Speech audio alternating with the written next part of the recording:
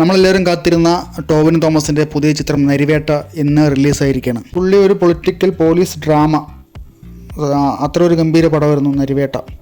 നരിവേട്ടയുടെ സംവിധായകൻ അനുരാജ് മനോഹറിൻ്റെ മുൻ ചിത്രം ഇഷ്ക് വളരെ പ്രിയപ്പെട്ട ഒരു സിനിമയായിരുന്നു. നല്ല ഹിറ്റ് പടമായിരുന്നു ഇഷ്ക്. സിനിമയിലേക്ക് വരികയാണെങ്കിൽ 2003 നടന്ന മുത്തങ്ങ വിഷയം, അതിൻ്റെ ഒരു കണ്ടൻറ്റ് സിനിമയാക്കിയപ്പോൾ തുടക്കത്തിൽ എനിക്കൊരു ശരാശരി അനുഭവമാണ് എക്സ്പീരിയൻസ് ചെയ്തത്. പക്ഷേ ഒരു 20 മിനിറ്റിന് ശേഷം സിനിമ വേറൊരു ലെവലിലേക്ക് മാറുകയാണ്.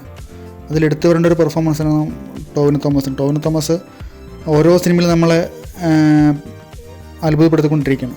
ഇപ്പോൾ ലാസ്റ്റ് ഇറങ്ങിയ അദ്ദേഹത്തിൻ്റെ ഏറമായാലും ശരി, അതിലൊക്കെ നല്ല ഗംഭീര പെർഫോമൻസാണ്. അതിനേക്കാളും മികച്ച ഒരുപാട് നമുക്ക് വിലയിരുത്താവുന്ന ഒരു പെർഫോമൻസാണ് അതിൽ ടോവിനോയുടെ പോലീസ് കഥാപാത്രം.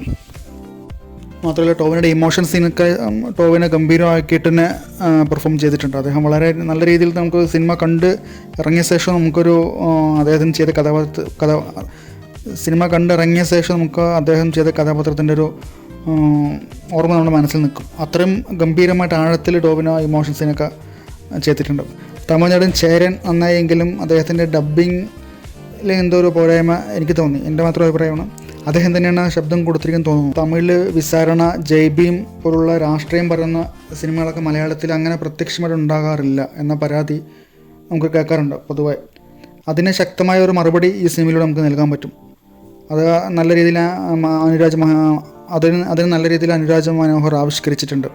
തീർത്തും തീവ്രമായ വിഷയം ആവിഷ്കരിക്കുമ്പോൾ അതിൻ്റെ പ്രൊഡക്ഷൻ ക്വാളിറ്റിയിൽ ഒരു വിട്ടുവീഴ്ചയും ചെയ്യാത്ത രീതിയിലാണ് നരിവേട്ട ഒരുക്കി വെച്ചിരിക്കുന്നത്. മൊത്തത്തിൽ പറയുകയാണെങ്കിൽ ഒരു തിയേറ്റർ എക്സ്പീരിയൻസ് സമ്മാനിക്കുന്ന ഒരു അടിപൊളി സിനിമ തന്നെയാണ് നരിവേട്ട.